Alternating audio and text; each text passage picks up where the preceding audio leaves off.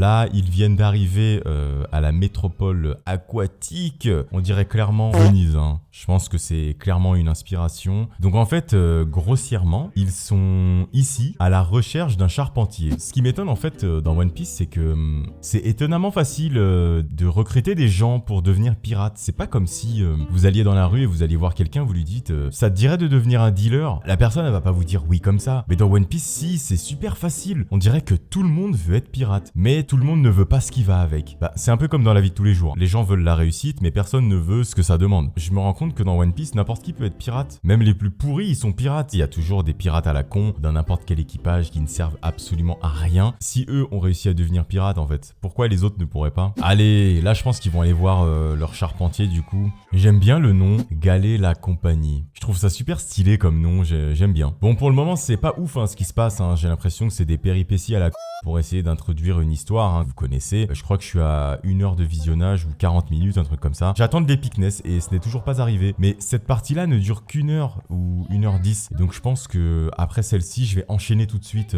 sur la partie qui suit si elle dure le même temps. Si ça dure 2h30, c'est mort. Hein. Le début des problèmes.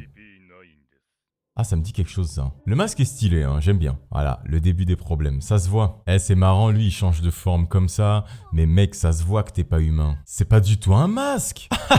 T'es sérieuse là, t'as pas reconnu que c'est un renne limite? Mais ce qui est marrant, c'est que dans sa forme humaine, ses bois disparaissent. Même la partie des bois qui a été rafistolée par le petit morceau de ferraille là, ça aussi ça disparaît. Sachant que c'est pas natif au corps de Chopper en fait, normalement quand il est censé repasser en forme de renne, le bois cassé avec le morceau de ferraille n'est pas censé revenir puisque ça a été rajouté. On ne va pas chercher à comprendre, vraiment, on va pas chercher à comprendre. Serait-ce l'épicness que j'attends depuis tout à l'heure? Ça se voit qu'ils sont nuls hein.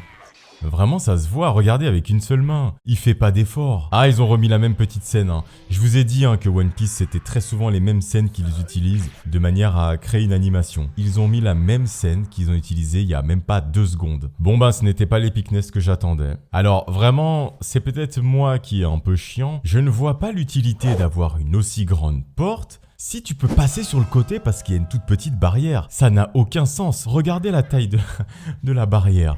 Pourquoi on met une aussi grande porte? Regardez!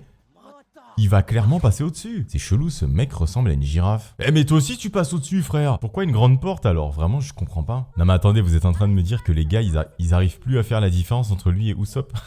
Ce mec ressemble vraiment à une girafe. En fait, je crois que c'est le fait que son nez soit allongé, carré, et que sa tête soit super droite. Je sais pas pourquoi il me fait penser au Pokémon Girafarig en fait. Même les yeux et tout en fait. Je sais pas pourquoi. Il me fait vraiment penser à ce Pokémon. Wesh! Frère, t'es un charpentier mon gars. Hein. Wesh! Non mais sérieux? Comment ça c'est Usopp? T'es sérieux frère? C'est marrant en fait le fait qu'il n'arrive pas à faire la différence entre Usopp et ce mec là. Ah bah voilà.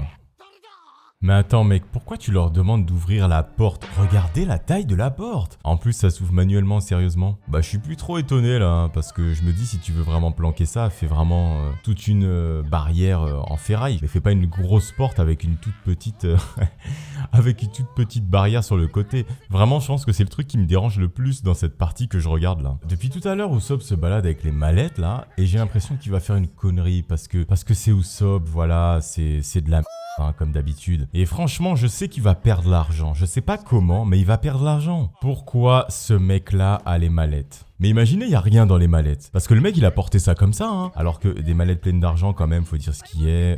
C'est pas non plus super léger. Hein. Il va leur dire que leur bateau, il est en PLS. Il est irréparable, je suis sûr. Parce que d'après ce qu'on m'a spoil, bien sûr, dans les épisodes suivants, ils ont un bateau différent avec une tête de lion, je crois. Donc je suis sûr que ce sera un nouveau bateau. Celui-là, ils vont pas le réparer. Et ben voilà.